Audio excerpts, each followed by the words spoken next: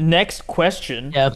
Next question. What is your favorite horror movie franchise? Chris doesn't watch a lot of horror. That's correct. I really like the Scream franchise. I think that is infused with so much like movie pop culture that I just like it because it's got so many like nerdy movie stuff in it. Like the conversations the characters have will be like, if it's following the plot of like the typical slasher, it's probably this person. You know, like they're trying to narrow down who the killer is using like movie stuff. So I really like that about that.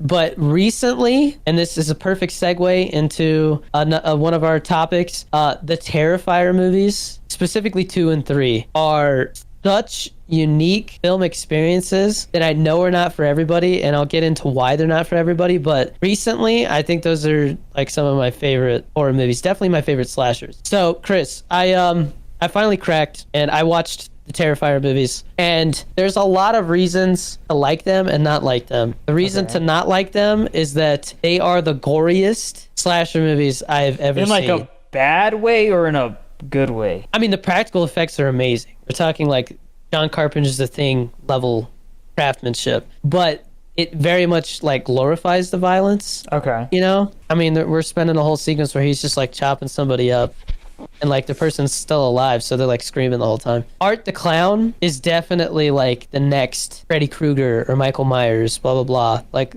easily, like he's the next big horror icon, which is really cool to see in our lifetime, in our generation, because it feels like there really hasn't been anything like that since like, you know, the 80s. So it's really cool to see that. When like was Chucky? I saw an interview. I think late 80s, early 90s. Okay. He's a clown, but he doesn't talk. So he like mimes the whole time. Yeah, so, I've like, seen clips, yeah. He'll like hit somebody with like an axe and then be like, you know, like it's funny at the same time, but I don't know if you would be able to handle it, Chris. It's very nasty. I probably could. I just don't like. So here's the You'll thing. appreciate the practical effects. Slashers are different from horror movies. I would say skip the first one. You won't like the first one. It's very like gritty, dirty, low budget. They made it for like $35,000. Ooh. And there's no story, no characters, but the practical effects are fantastic.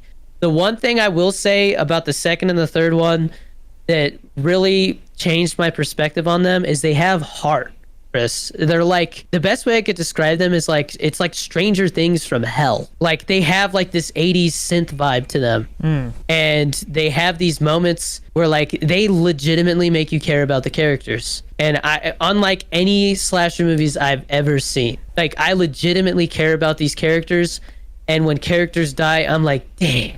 Man, what a shitty way to go. You know, like that's specifically the third one. It had some moments where I was like, oh man, like, no, you know, like, fuck, like it hit my, like, it, dude, like they have probably the best Scream Queen I've ever seen.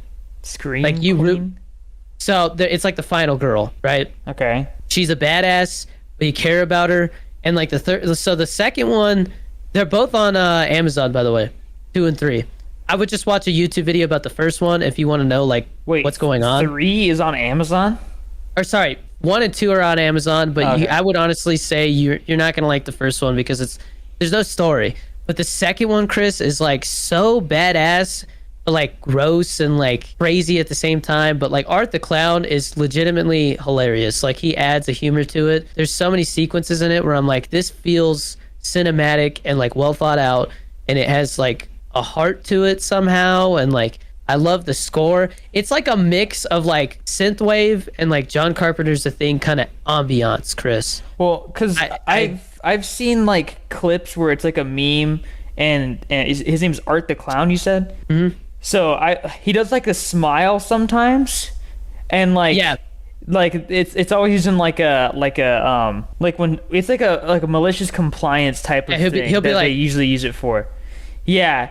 Yeah, and like I always thought that was funny. So I didn't realize that's what it was from until recently. So I am interested in actually watching those. So I'll check it out. Yeah, so I would just watch a YouTube video if for anybody who's interested out there. Like the first one, unless you're like a diehard slasher, like if you like the first Texas Chainsaw Massacre, then you might like the first Terrifier. But I personally didn't like it. I respect it, especially for how low budget it was. And I saw an interview last night where he talked about basically 20 years ago he started this thing and now it's gotten to what it is, which is really inspiring. He made a short film for like $5,000 that was 20 minutes long, and it got all this attention, and people were like, yo, you should like make more about this character. And then, you know, the first Terrifier is like, it's basically like a prototype, Chris. It shows what he could do, but it just doesn't have the money to have a story or really flesh out the characters. You got to watch a YouTube video that sums up everything you need to know, because there's one character that's in like all three that's important, but at the same time it's like it's not like, oh, you need the backstory. You just need to know who the hell they are and like why they're in it. The second and the third one, so entertaining, man. Like every time Art the Clown's on screen, you're just like, what the fuck is this guy gonna do next?